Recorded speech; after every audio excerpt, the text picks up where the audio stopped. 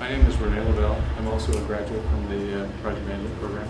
Amy and I were in the same year together, and a few other faces I recognize as well, so it's great to have such a good turnout of alum.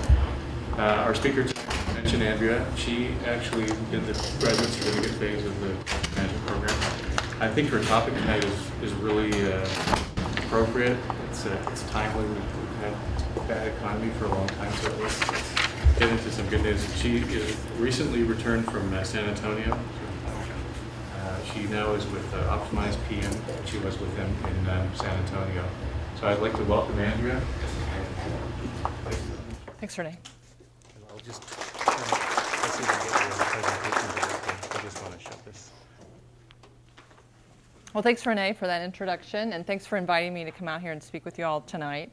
I also want to thank Teresa, she's back there in the back, and Debbie for all their coordination and support. They really put this thing together each quarter.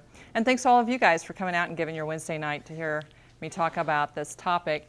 It's an interesting topic that I got introduced to back in 2008. I was sitting across from a client who was explaining to me that he and his executive team were faced with a certain dreadful situation. They were concerned about their most senior and most experienced people leaving their company in a few years because of retirement. And this was a risk issue for the organization. And he and his executive team were meeting regularly to try to figure out how they were going to manage this and what the consequences and impacts were going to be to the organization. And I went home and I thought, gosh, seems like to me they're not the only company that's probably facing that. And started researching and started down this journey and found that it was not the only thing that was putting downward pressure on our employment base in the coming years, and that there were other trends that were also conspiring to have a significant impact. And so I started giving this speech back in 2010, and I've given it all over the country, and it's always one that kind of stirs up a lot of conversation. And I hear from people afterwards, they've done their own research and taken this back to their employers and had meaningful conversations about this information and how it's going to have a relevant impact in their environment. So hopefully you will feel the same inspiration. We know that, psychologists tell us that people are motivated either by fear or opportunity when presented with new ideas or new information. And all I can tell you about that is you're going to see ample evidence of both. So with that, it's really a three-part conversation. The first part I'm going to talk about who's in our workforce today. And there is a very U.S. Focus in tonight's conversation. I'll talk a little bit about some global things that are happening, but for the most part, this is focused on here in the United States. And then the second part will be about the converging trends. You'll hear me say this a couple of times. These trains have left the station. There's nothing we can do about these trends. All we can do is acknowledge that they exist and do our best to mitigate the adverse consequences of them. So that's what I want to present to you guys tonight, is what those are and how they came to be and what some of the impacts might be. And then the third part is all about strategies. We really can't say they're solutions, because solutions would indicate that this is a problem that we can solve and put away. But we can strategize on how we can limit the consequences. Hi, how are you? Long time no see. And then I'll turn it over to you guys for Q&A. So we first have to talk about population in a more generic sense before we can start talking about who's in the workforce. And primarily, most of our workforce today is populated by three generations. We have the baby boomers, the Gen X, or the Gen Y, sometimes called the millennials. Thankfully, those guys, they're part of what they call the war generation or the silent generation, those folks who preceded the boomers. Most of those guys have already left the workforce. They're drinking Mai Tais and sitting on the beach. And thanks to child labor laws in the United States, we don't have too many 8-year-olds running around in the workforce from the digital generation. As you can see, we've got an inherent situation here. We have a very large population with the baby boomers at 77.3 million people in the United States, followed by a rather small generation, about 2/3 that size, Gen X. And then we have another really big generation in the millennials. Now, back when a lot smarter people than I were figuring out we had a problem here with a workforce shortage about 15 or 20 years ago, they just kind of kicked that proverbial can down the road and said, you know, the millennials will take care of it. It's a big generation. They'll backfill the deficit and we'll be fine. And as I'll outline in a moment, that really hasn't come to pass, unfortunately.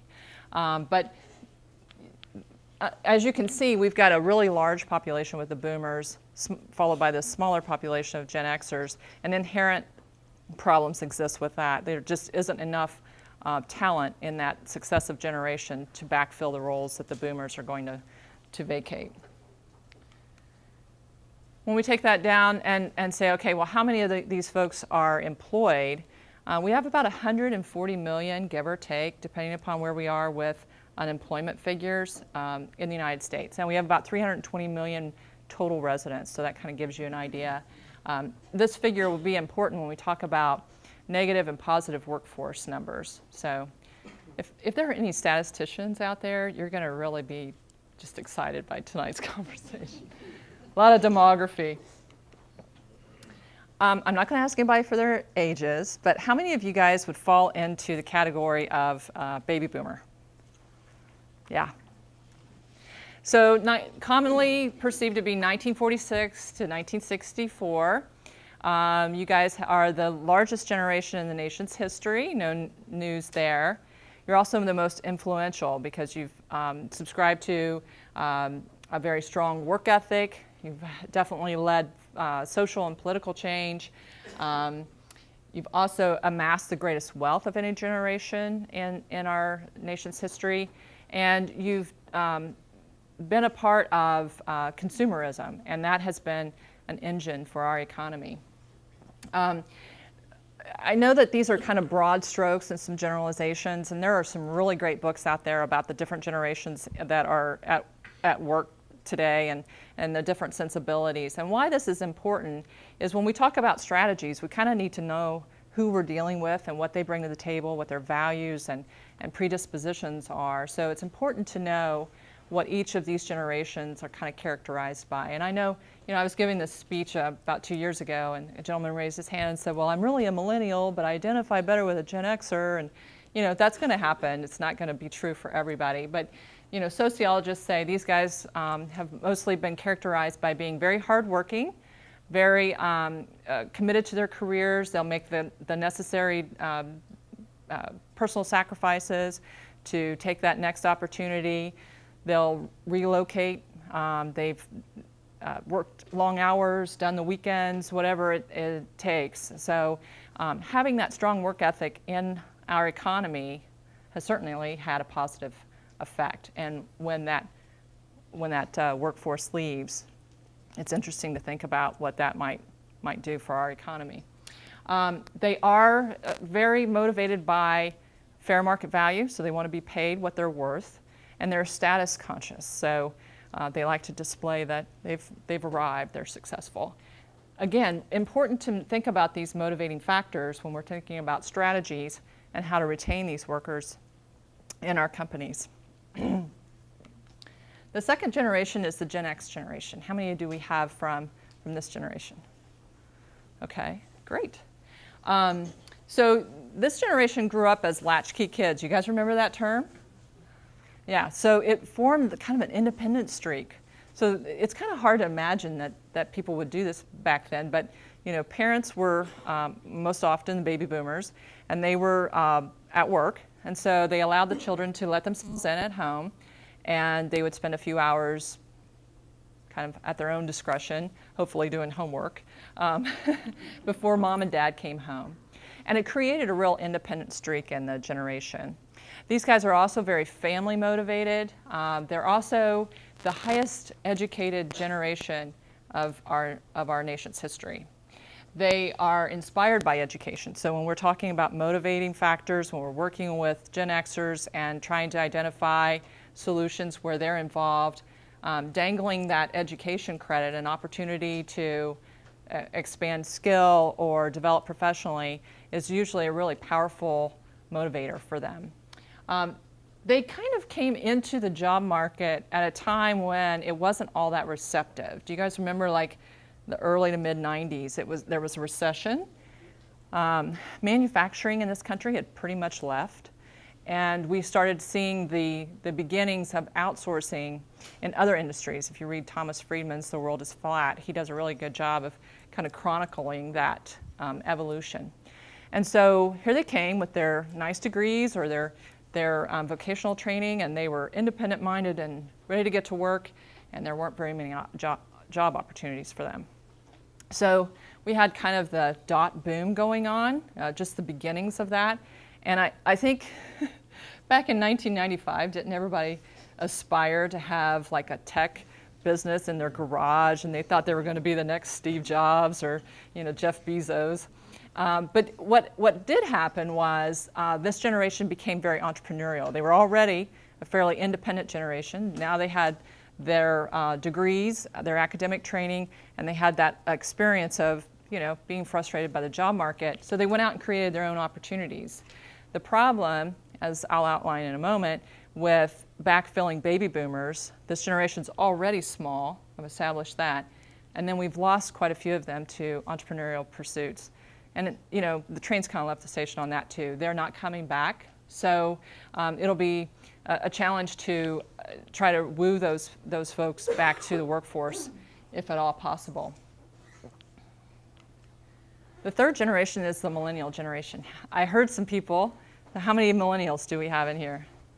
All right. So your numbers are increasing. Every time I give this presentation, I see a few more millennials showing up. I gave this speech in Austin last year, and we had a really good percentage of millennials there. It's a very youthful workforce down there, so that was fun.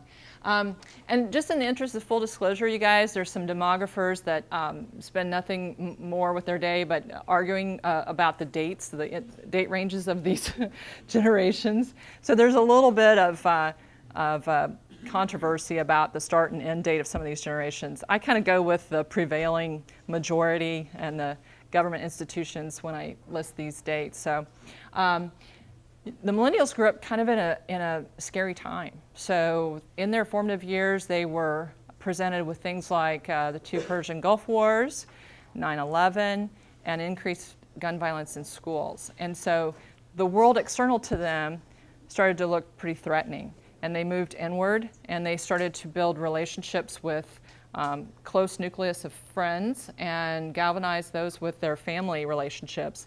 Then came along texting and social media, just strengthened those bonds. So they're very peer-oriented, much to the chagrin of baby boomers. They are also pretty life over work oriented. And so the compromises and the sacrifices that boomers were willing to make, this generation is less inclined to do so. Again, broad strokes, you guys. But I was meeting with some folks who were talking about this up-and-coming 28-year-old. He had a great degree, good work history, and his company wanted him to move from his current location, where he had been reared and had established his own family, to the East Coast. And his response was, I can just Skype in. And I think that attitude is fairly common. So don't look for these guys to kind of make those same sacrifices that the boomers need to get ahead in their careers. You're going to have to find other motivators to get them engaged. So that's kind of who's in the workforce. Now it's the switch to the converging trends. And as I mentioned before, these things are in motion. There's nothing we can do to reverse the trend. It's on its own path, and it's up to us to acknowledge that and come up with strategies for basically managing these trends. The first one, as I've alluded to, is the aging workforce. And you can see here we've got some pretty profound statistics. I think the one I like the best is this one here. 10,000 people a day, according to U.S. News and World Report last year, 10,000 people a day reach the age of 65 in this country from now until 2022. And so for those of us who won't be allowed to retire at 65, 65 is going to mean a little less to us. But for those of you who can, and I think socially the context for 65 has always been a mile marker. This is when retirement begins. And so it's just kind of mind-boggling to think that there's 10,000 fellow Americans reaching that milestone year every single day. American Society of Training and Development has done their calculations, and what they have found is that they believe that we'll have a net loss of 30 million workers in the U.S. by 2030. So if we remember, we have 140 million workers in the country today. If we calculated that in today's terms, that's over 20% net loss. Whether this happens or not will remain to be seen. If it does, though, you can think about in your own organization what would happen if you lost about a 21% of your workforce. That would be certainly a significant event. This is projected to happen, though, over a period of time. It will, however, put us in what is called a negative workforce category, and I'll get into that in just a moment. Basically, that means we have fewer people than jobs. So that could be a fairly significant situation for the country. Now, AARP last month published some results from a survey they did with their boomer population, and 40% said they are working until they die. So that strong work ethic is still coming through. Life has a way of changing people's plans. Maybe health or family or what have you may prevent them from doing that, or they may decide, well, I'm going to work in a different capacity or at a different rate. But it's just fascinating that 40% are like, I'm working until I die. When I started researching this, I first kind of looked at it top level, kind of at the macro level, like the last slide, and then I started thinking, well, certainly there's got to be impacts that are significant and different at different angles. And so one of the areas that was fascinating was to look at how this might affect different functions in our companies. McKinsey Quarterly last year stated that about half of all basically decision makers, management personnel, executives, board of directors, are boomers. And so here's where that fear thing can really kind of take hold. If you think about the consequence of that, think if your organization started to lose most of its leadership or half of its leadership, and what that would mean to the ongoing concern of your organization. That would have an enormous impact on the viability of your business. And then if we think about the fact that this is happening across the country, all the companies pretty much are impacted by this, then it becomes a national issue, right? And if we think about our stock market and investor sentiment in general, investor sentiment is all about future projections. So stock market's not praising a company's stock based upon its performance from 2 years ago. It's looking at its R&D funnel, and it's looking at its supply chain, and it's looking at its leadership and the stability of it. If we're losing a lot of leaders at the same time, there could be loss of sentiment in America as a economic engine for the globe. So, it definitely has some far-reaching impacts. When we look at it from an industry perspective, there are also some industries that are a bit more vulnerable. And the reason that I started looking at this was 2 or 3 years ago, I was traveling a lot, and I started thinking about the fact that every time I board a plane, the pilot is probably 50 years old or older. And so I started looking into it, and commercial aviation, most of the pilots are baby boomers. They were trained during the Vietnam War, and I was recently out speaking at the FAA in March, and they were sharing with me the reduction in training funds from the federal government. So we're not really grooming and creating a tight pipeline for future pilots. So those are certain industry impacts.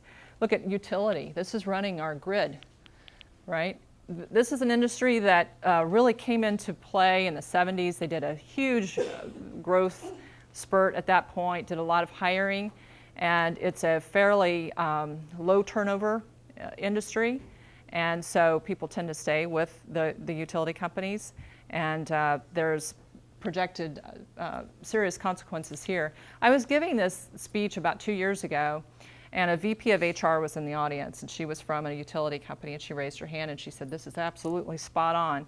We are actually at the executive level now looking at a report that tells us who is planning to retire in the next 12 months or scheduled to retire in the next 12 months.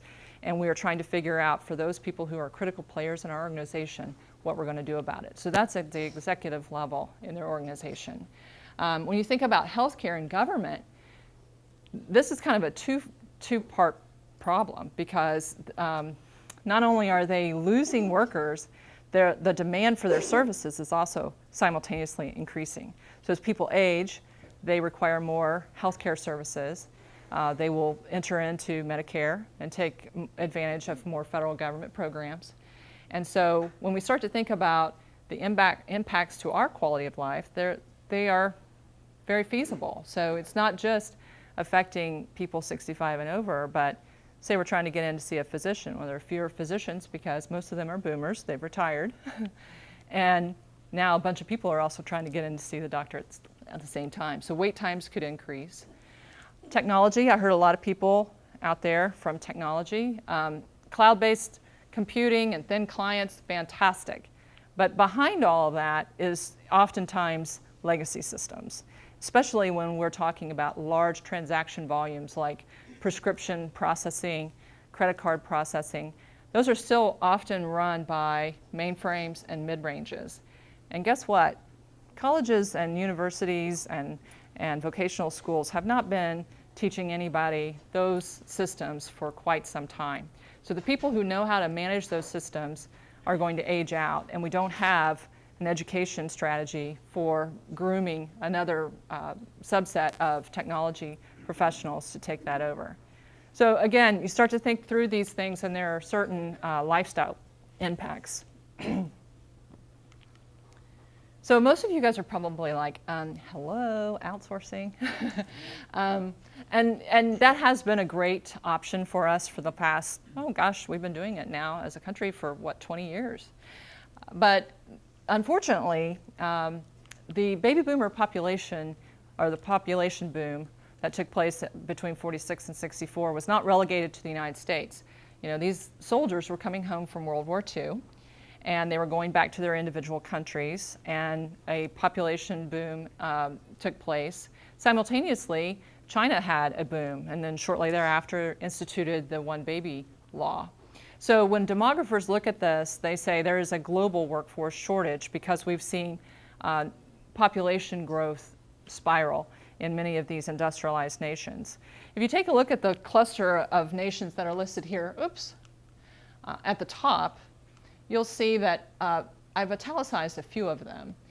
These are non-G20 nations. So the US, if we go with American Society of Training and Development's figures, would also be a negative workforce population country, which again means more jobs than people to fill them.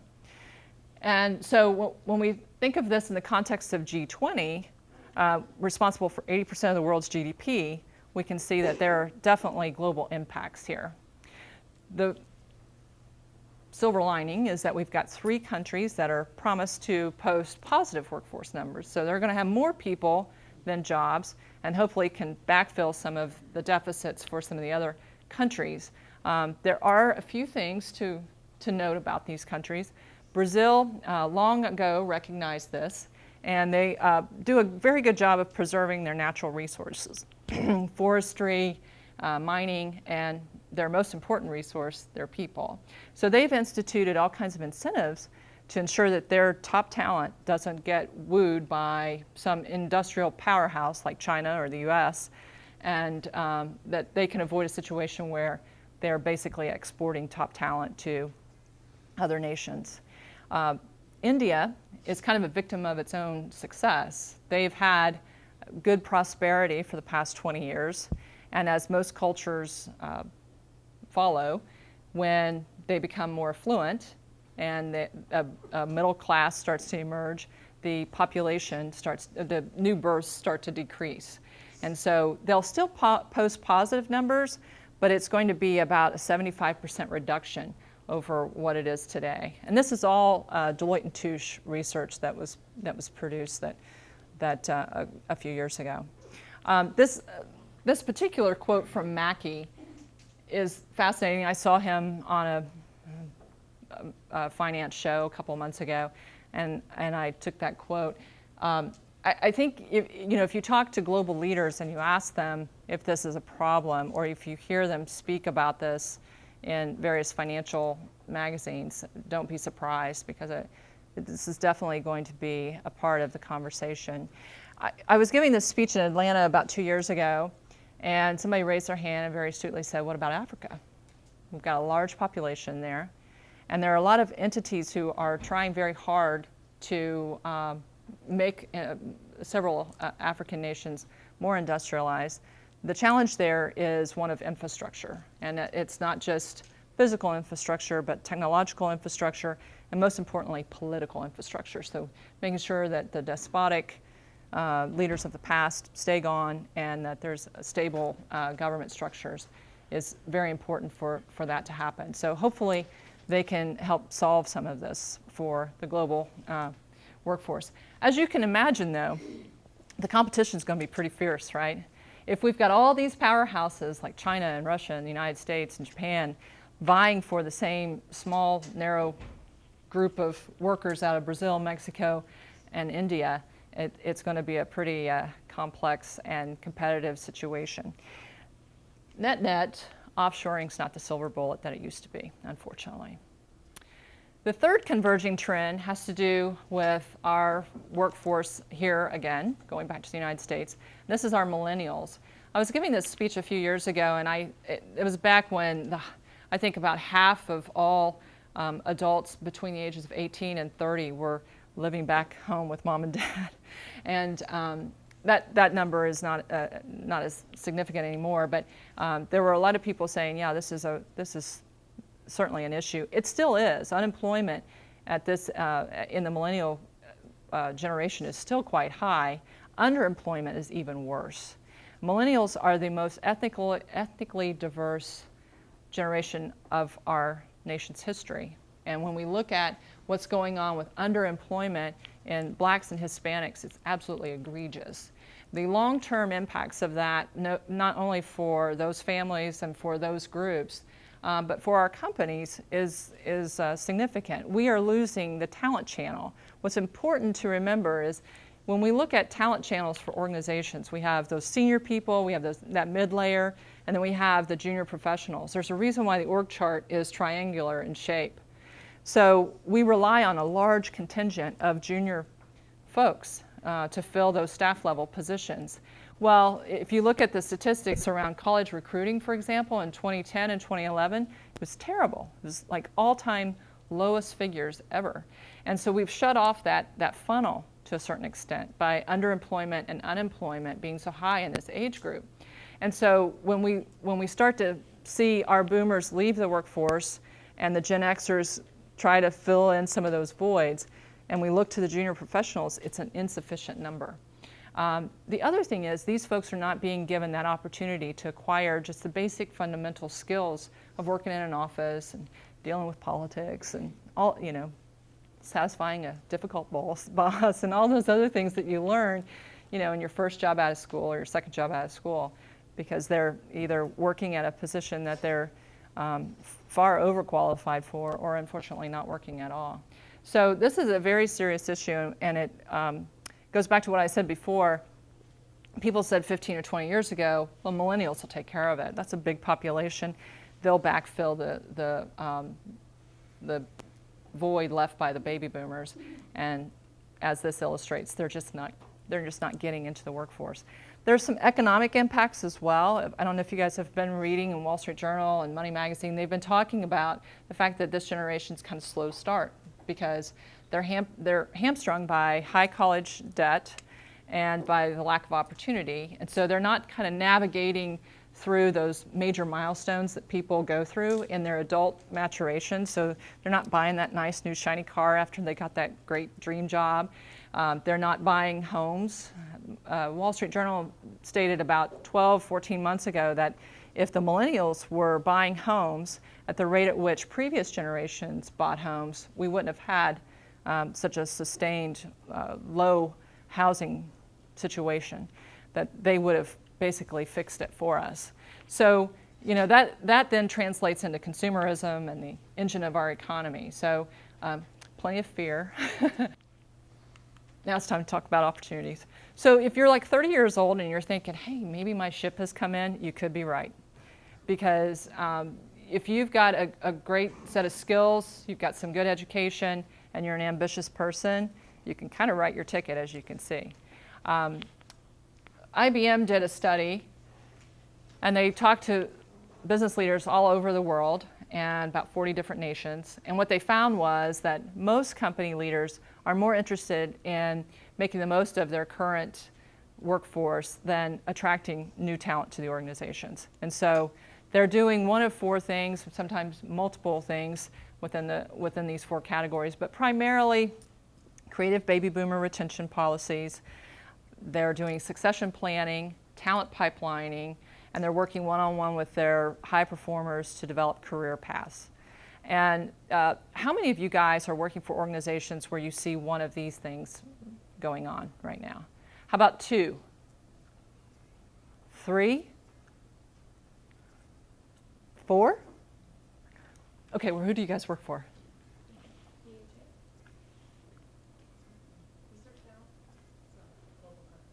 Yeah? Fascinating. Well, the question is, how can project management be a part of this? Because that's what most of you do in your day-to-day jobs, is some form of project management. Actually, I think there's a lot we can do. So if we get past thinking of ourselves as milestone masters and Gantt chart jockeys and start thinking about ourselves as management generalists, I think there's a huge potential for the profession. We are, by our training, by our education, by our certification, we are management generalists. There's a reason why there's 9 knowledge areas in the PMBOK, and it grooms us for that. You know, if I have to choose between a really successful project manager who's worked in a matrix environment and a really successful functional manager, I'm going to choose that project manager. And not because I have a bias there, but because I know that it's taken a whole lot more savvy to motivate people and inspire them to work on their projects and successfully deliver their part of the work when they have absolutely no financial stick to use. I mean, if I'm a functional manager and you work for me and I have a project, I have the ultimate levy, right? I can always say, well, you know, if you don't participate, you know, your review, your raise may reflect that. As project managers, more often than not, we don't have that. It's a lot of carrots, right? So, you know, that is a sophisticated management technique that you guys have all acquired, and you may not even recognize it. So it's important that we start seeing ourselves in more broad terms, so that the other parts of our organizations can start to see the project management pool as one of great potential. When we look at boomer retention programs, how project managers can be a part of that is that it's really twofold. We can help to facilitate those boomers' success by making sure that we are talking with them and understanding what their level of engagement is. Don't make assumptions that your boomer is 100% employed. He or she might only be working 50% of the time. They might be job sharing. They might be working remotely 100% of the time. So talk with them, find out what their status is so that you can bake that into your resource plan and your communications plan. You know, you might have a boomer who's really a key participant, but will never be in the office ever again because he's, you know, going to live in Key West and live out his dream there. But he's still working. So think about that when you're building those communications plans. On the flip side, if you've got a boomer and say she's got just hordes of knowledge that's germane to your project, and you're somebody who manages similar projects routinely, maybe you learn that she's with your company for another 6 months or 12 months. Now's a great opportunity to tap into that intellectual property, get that documented, start having that person maybe train some junior folks on your project management team so that you'll retain that intellectual property long after she's left the company. Another area where we can participate is in succession planning. The first clue is planning. So this is a project. You know, people think succession planning is, okay, I've named a successor, I'm going to start copying them on all my emails and, you know, he'll be fine. Well, that's really pretty short-sighted. the rest of the team has to be involved. Vendors have to be assessed, and maybe there's an impact there. Clients, peer relationships within the company. So who better to assess stakeholder involvement than a project manager? That's what we're trained to do.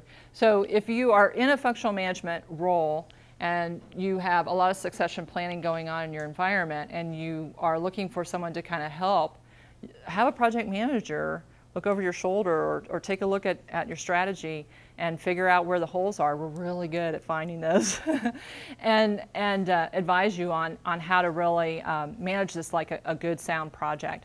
And if you're a project manager who's wanting to get involved in this, you can raise your hand and let your boss know or let HR know that you'd like to participate.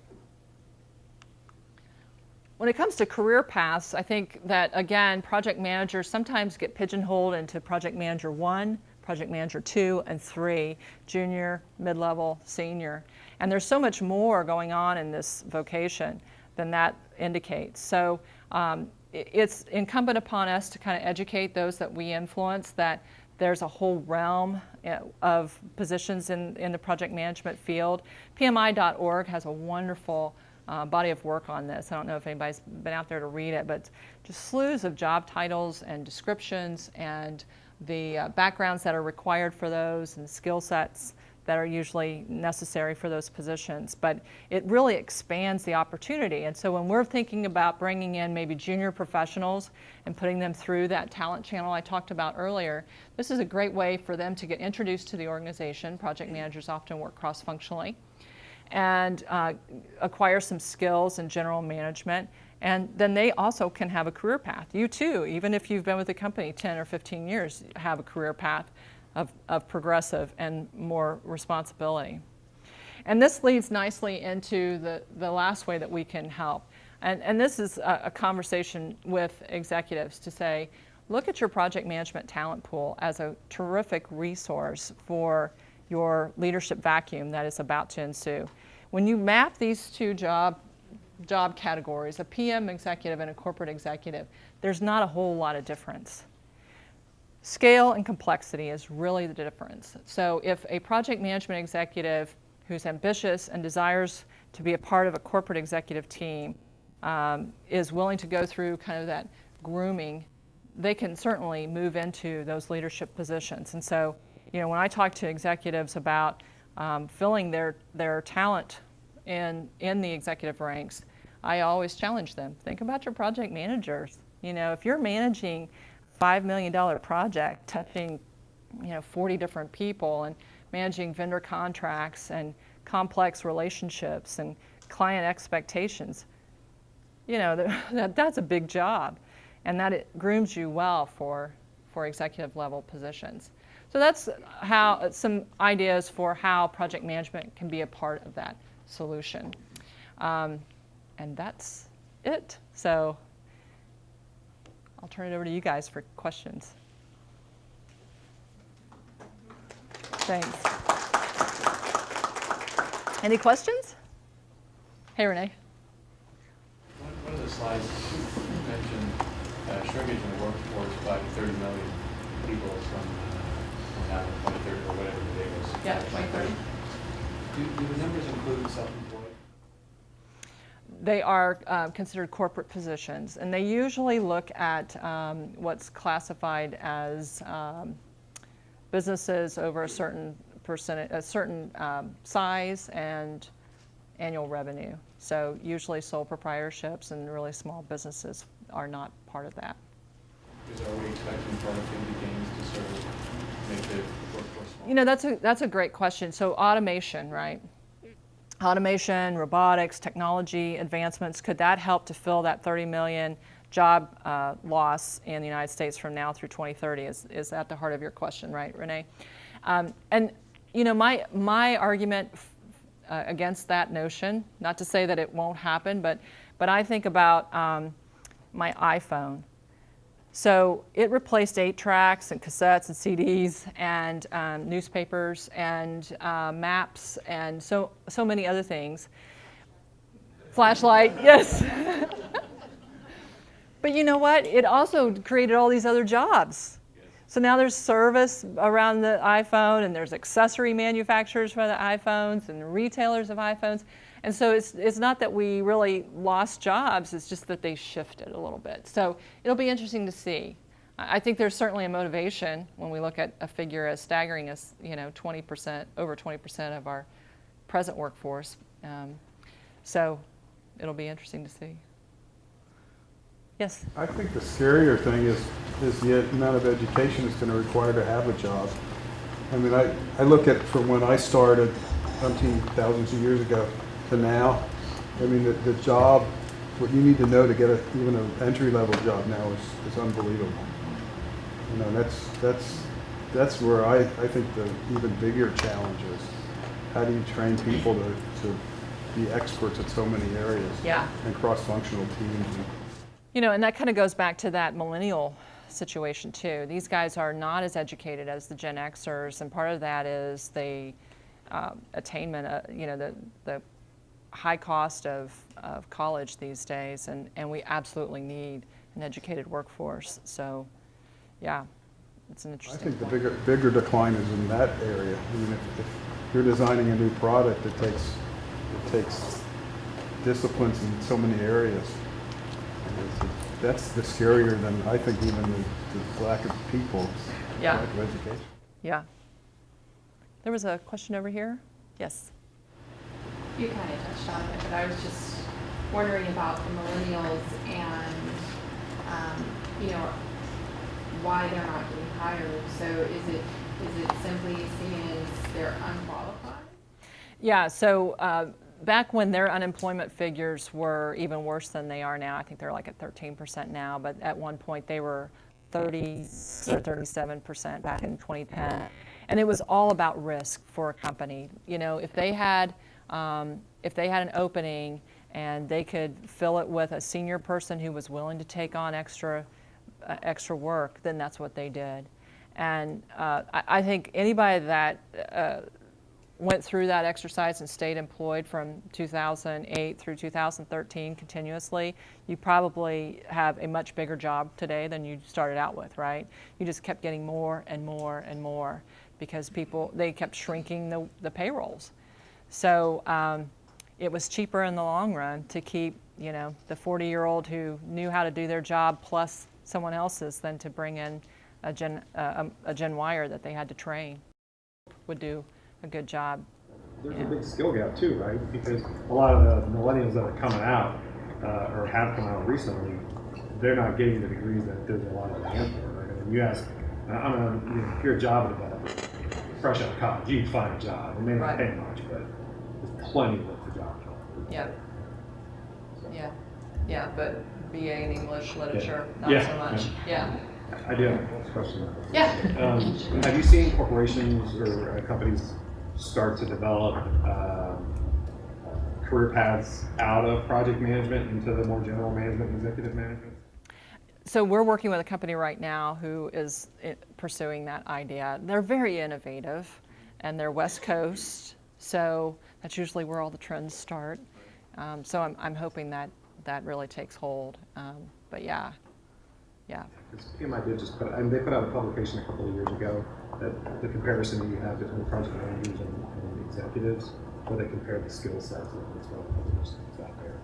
I mean, everything I've seen is that there's not yet that clear career path, so from like sort of a senior project executive to sort of more general.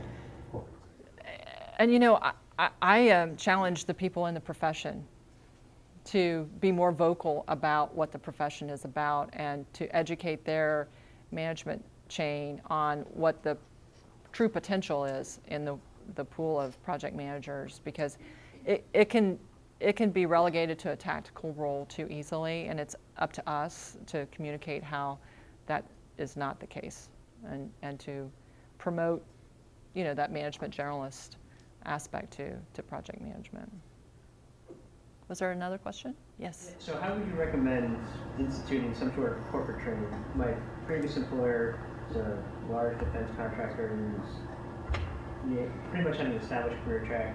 Now working in the financial services industry, if I don't see money, if I don't see turnaround within a quarter, there's no point hiring it.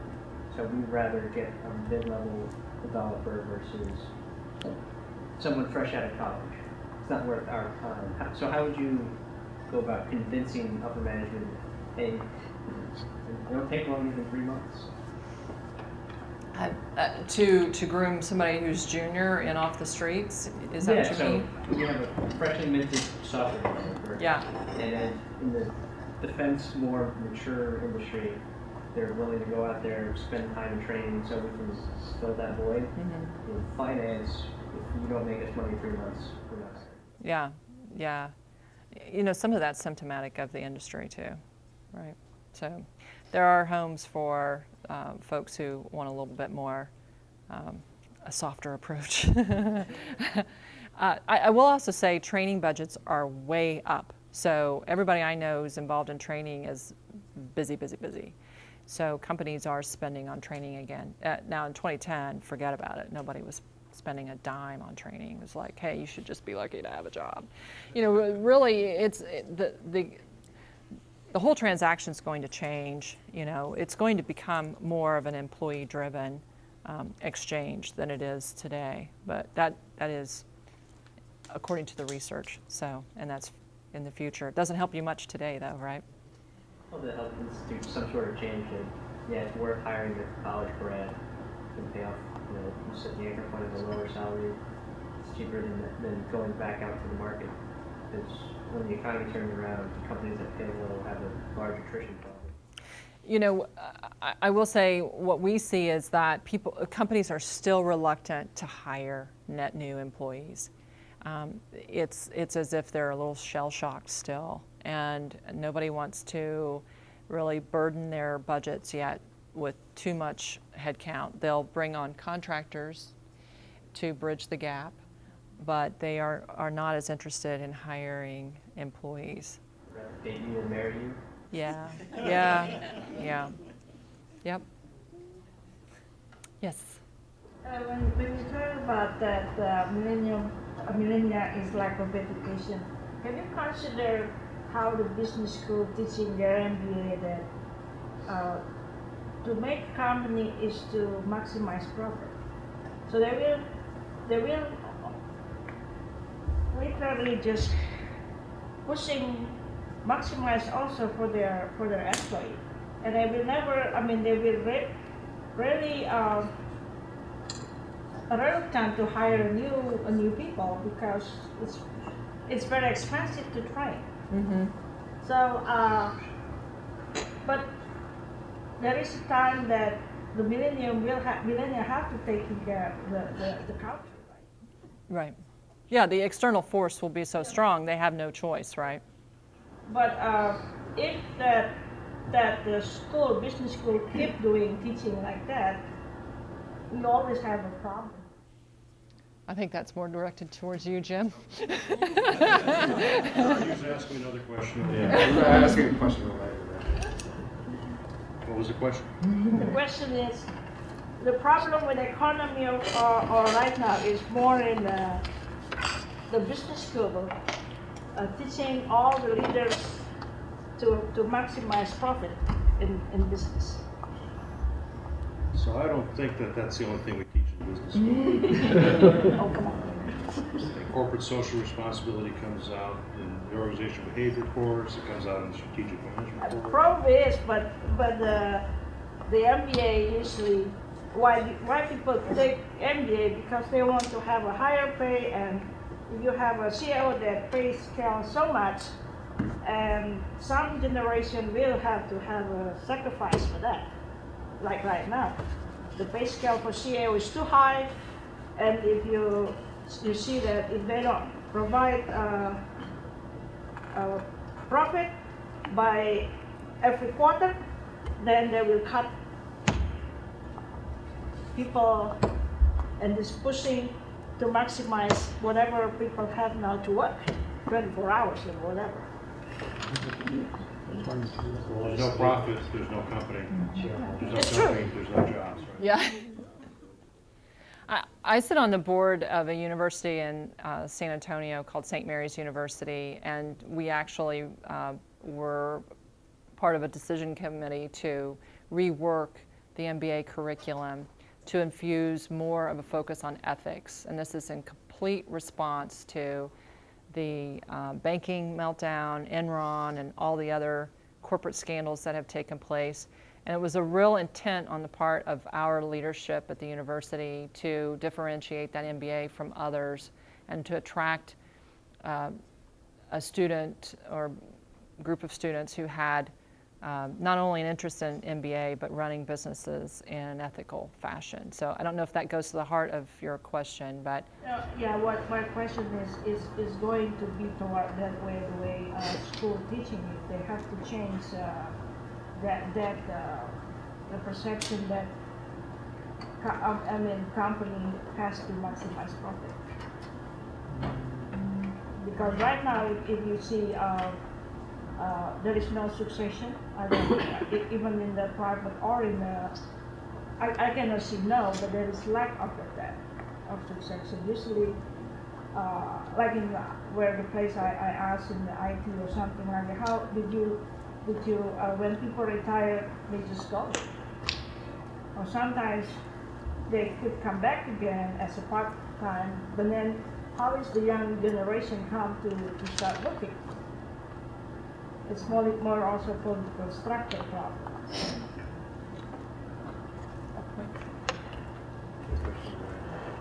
yes. How do you see globalization here or shrinking the capital workforce? Shrinking the workforce? Yes. Um, Because it seems like, for example, in North America here, the growth is very small right now, like around 1 or 2%. And companies, they tend to go after where the growth is at. Right. The developing markets. Yeah. And they're not going to wait for talents to come over here, basically shifting everything to some other country. Well, and they're, they can't come to this country because our H-1 visas numbers are so low, and that's in front of Congress right now, immigration reform and some facet of increasing H-1 visas and all that. But, what's happening in some of these countries, see, when they chase the cheaper labor rate, then that country becomes more affluent. When they become more affluent, then they consume more. They demand more services. They demand more products. We're seeing that in China. We saw that in India 15 years ago. We're going to see it in the Philippines in about 3 years because everybody's going to the Philippines now. So, that is just a natural evolution. So one of the reasons China's in a negative workforce number, even though they're the most populated country on the planet, is that they are increasing their quality of life so dramatically. It's an enormous burden on their society to create the goods and products and services to satisfy their increasingly wealthy population. I don't know if you heard, but they just recently, China is trying to buy Smithfield here in the United States. And it's a pork producer. And it's directly because they have this insatiable appetite for meat, and they are becoming more and more affluent so that they can afford that. So it's kind of a lead-lag situation. So at first, those countries, when they chase that cheaper labor rate, there's not that much demand. But after a period of time, when the money starts flowing and people become more and more employed and at higher labor rates, then it creates an economy in and of itself. So it's not about bringing workforce here, actually, about the U.S. Companies actually, big companies start actually moving their factories overseas, but also they're selling their goods over there, as you say. So when the middle class, those developing countries start to expand, they start selling their goods over there, and they're doing actually much better than otherwise over here. So talking about I guess work or talent over here in North America, specifically, globalization might actually solve part of the problem, I think. Yeah, except that those industrialized nations that I had listed on there, they're all in negative workforce numbers. And so they're going to be competing for those same global workers.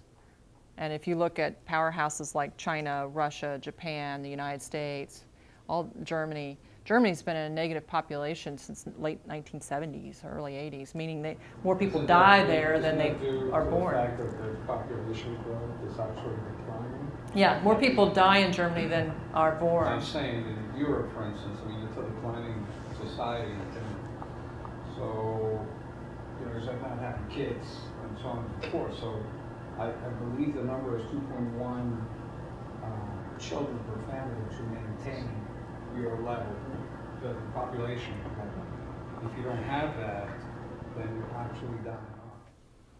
They have, in many of those countries, they have instituted some immigration strategies to increase, you know, to augment their population. We see that in France and Spain had it, yeah. of course, before they blew up. They were bringing a lot of people from Latin America because of their connection, historic connection with Latin America. And so there was a very aggressive immigration plan. Of course, the economy blew up and now it was restored. But in general terms, Europe is dying off. And so I don't know that economists would agree with that. That Europe is dying off. I don't know that they would. But so the true question would be: is the population growth growing in a global sense, or are we just staying stable? It's more complicated than just population growth. That's one aspect of it, but it's also demand for goods and services. And so as societies become wealthier and their demand for goods and services, that's why we see in China, it's a complicated situation, but they have kind of the full effect of the one baby policy, but they also have just this huge burgeoning middle class and unprecedented wealth in their egalitarian class. So when we see their demand for goods and services reach, you know, these high levels, then they're not even able to satisfy those with their own internal workforce. And so they have to seek workers outside of China to help supplement their demand. Does that make sense? So the population move, then it's from where to where? It's kind of chasing the cheap labor, right? That's why I said that about Africa. Africa is a wonderful opportunity. The populations are terrific. It's the infrastructure that's, you know, the barrier. I don't know if you guys saw that quote from Dean Mackey from Barclays. He's the chief U.S. economist for Barclays, but I can go back to it. I mean, that's the conversation that's being discussed at the global economist level is, yeah. He indicated the single biggest drag on GDP across industrialized nations is the aging population. So I think it's multiple facets there. They're going to demand more government aid, likely. They won't be as much contributing to the economy, but they're, you know, then we have the workforce gap also. So, yes. What kind of assumptions have you made about the jobs? So, you know, are you assuming a consistent job growth that demands a population that maintains itself? Because I guess what we've seen in recent years is a declining job growth, and it would seem like the declining population is a great answer for that. So none of this research is mine, so I can't speak to what I see. I just kind of present various really smart people's ideas on this. So, you know, but, you know, I think that's one of those areas where I'd encourage you to do some independent research. That's what this speech always stimulates so much conversation, and people start to, you know, drill down and dig into certain areas on their own, and, you know, that's what it's intended to do. When you talk about economists' view of the health of the nation, they really are looking at GDP growth, right? I mean, that's the thing that they look at, what's our GDP growth? Mm-hmm. And so when you talk about, okay, we have a declining population, that may solve the problem, but a declining population also is going to create a decline in GDP, right? Which economists view as generally negative, so it's a declining economist, it's not a self-fixing problem. Yeah, but are they, are they one for one? So do you see any correlation between like a negative workforce population and the disparity of education or levels of disparity of levels? Well, I think if you look at the negative workforce population figure, the countries that are going to be most impacted by that, you'll find that they're very educated. I mean, look at that list right there. Those are industrialized nations that are, highly educated workforce. Yes? I was curious, did you come across any information on possible wage inflation in the United States and affecting flat wages? I haven't really looked into that. It's not really part of, I don't know. Yes? So a lot of the countries, and I think a lot of the corporate global companies are doing all like cross-pollination. Can you talk about They're that? doing what? Cross-pollination of their workforces, of their skills, of their goods and services to try to maximize what each one can deliver. I'm sorry, what was your question? So have you looked at anything about cross-pollination? Like, well, the Euro, for instance, they're looking at cross-pollinizations of their economies and their major businesses, their banking industries, to try to support each other. And a lot of the global are doing the same thing, trying to, if I can't do it here, then I'll have this country who specializes in this piece do that portion, and another portion does this part. Instead of trying to centralize everything in one spot, everything in one spot, you have decentralizations. Yeah, so I don't know if this answers your question, but at one point in time, about 2 years ago, I came across this matrix, and it was basically, who are the people in the world with the best skill? Where would you go? What country would you go to for this? So like, if you wanted a really hotshot statistician, the greatest density of those are in Hungary. And so they actually, call center at that time, Philippines, because you have English-speaking people who have a very peaceful culture and a high degree of commitment and high unemployment at that time, so they were willing to work. So there are those kinds of indices that help guide companies on how they want to structure particular functions. Is that kind of answering your question? Yeah. So instead of trying to make all statisticians come from Dallas, Texas, it could be. Right. Yeah. Yeah.